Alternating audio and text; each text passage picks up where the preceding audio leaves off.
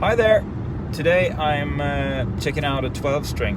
What's the guitar I'm looking at then? Well, I checked out the used market for some time and I stumbled upon a Yamaha. This is one of their solid top versions. So I think they're about 500 or 600 euros new. This one's for 250 on the used market, including a Fishman pickup. It's one of those magnetic sound hole pickups. I think it's a rare earth. So, I mean, that pickup in itself is worth quite a bit of money, and I have one in my other guitars and kind of like them. So, seems like a good deal to me. Yeah, now I'm on the way to look at it, and I'm going to have a, listen to it. Obviously, see what it sounds like. Acoustic guitars they need to sound really good. Also check for string height, obviously with a 12 string. See if there's any tendency of the bridge lifting from the top. That could be something to look at, because you have a lot more string pull on a 12 string. So those things for sure be worthwhile to have a look at. Other than that, I think we'll be solid. There's the guitar. It's home safe, and it looks okay. It's got some minor blemishes on it, but for a used guitar, I don't particularly mind. It's the types of things that would come up after a bit of use anyway. So I'm really happy with it. It's got some, I think they're elixir coated strings on it, so they actually sound pretty good, even though they're probably really old. So I'm going to change those. Just a quick demo. And that's the thing, you need to tune a 12 string.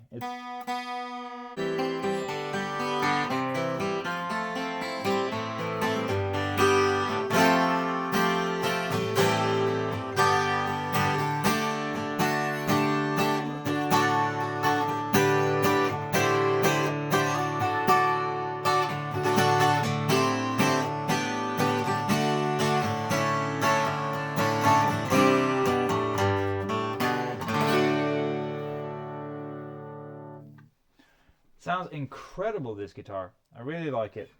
Check the serial number. It says HJ, so the H is 1 and the J is 3, so that makes 13, 2013. This guitar is 13 years old as of now. Okay, one thing that I think is really important with any guitar, and in particular I think a 12 string, is the nut and how it's filed. So if your nut slots are a little bit high, it will make it a lot more difficult for you to press down the strings, especially when you use these open chords and you fret strings quite close to the nut. That can be really hard.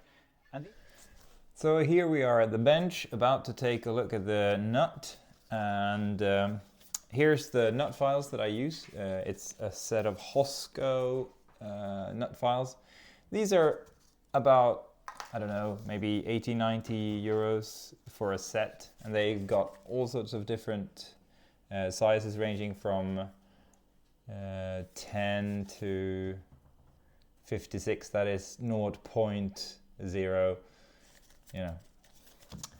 Anyway, so what I'll do is I'll press down on the second fret, and then, I don't know if you'll be able to see it on this camera, but if you then press down on the first fret, you can see that the strings have got a bit of a gap between the first fret when they're pressed down on the second fret. So what we want to do is to remove as much as possible of that gap without causing any string buzz when you're playing open strings, right?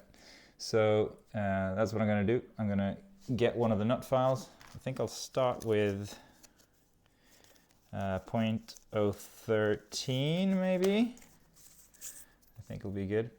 So I'll start with the first string here, and I'll just simply remove the string from the slot.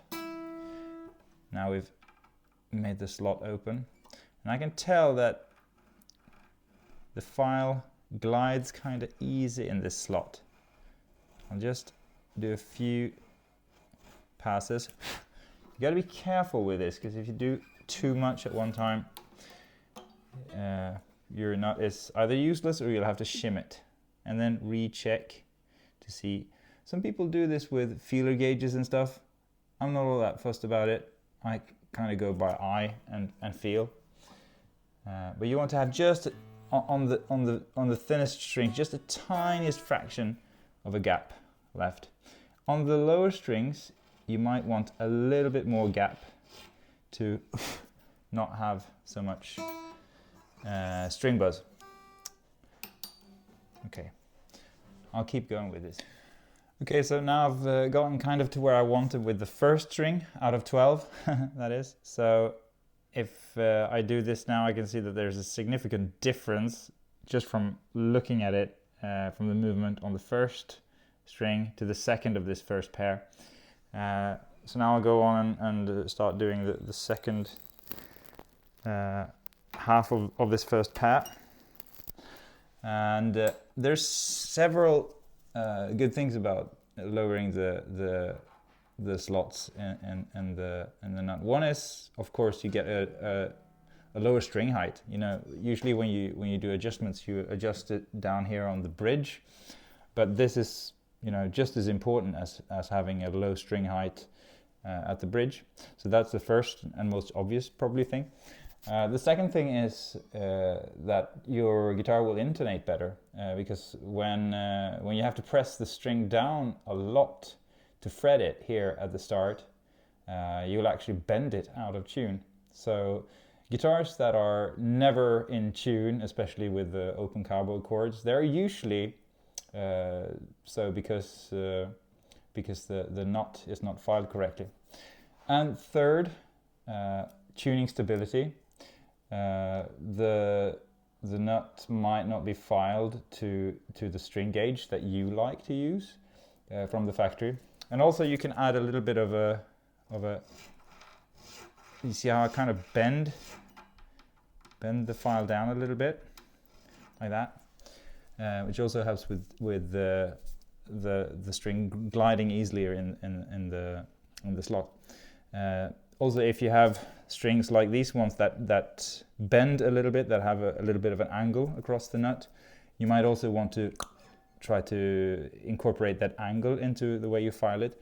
I find that significantly improves tuning stability, also on Les Pauls and stuff that might be quite tricky with the G string. So that's another reason for doing it.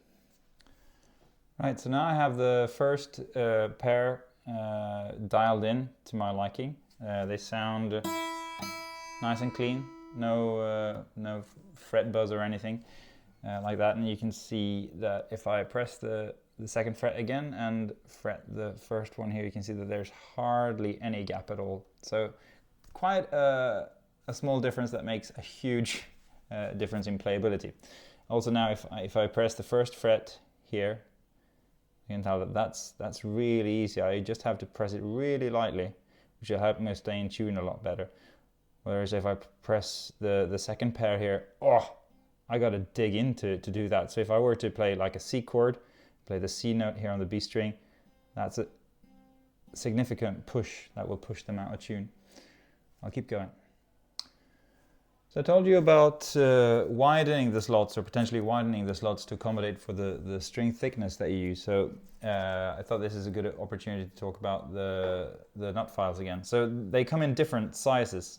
So I mean, you can find nut files and stuff on Amazon and other places, which will have maybe 3 or maybe even 6 different sizes. But these really are made to measure, and since they are kind of like a saw really, they leave a flat bottom of the nut slot, which is ultimate, I think, for tuning stability.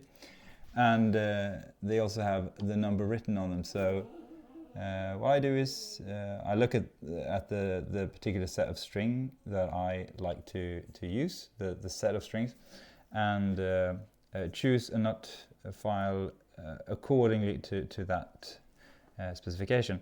Now you want to go a little bit higher than the string thickness to give it a little bit of space to actually be able to move. Otherwise you'll introduce more friction than necessary, which will decreased tuning stability, but if you make it too big, you might end up with sitar effects where the string doesn't quite sit still in the slot.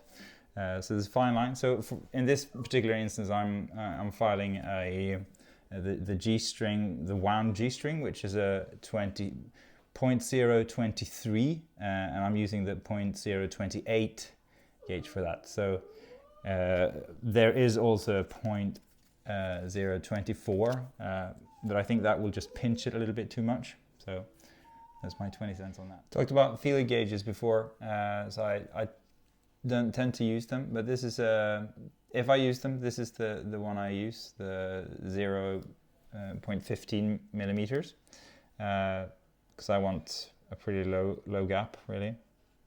So the way you do it is you press down the string once again on the 2nd fret, and when I get to that string, I can feel now on the wound G string that there's some tension when I try to slip it underneath. So I know that I've hit that mark now, and it sounds good. There's no string buzz or anything, so it's all good. And the next one,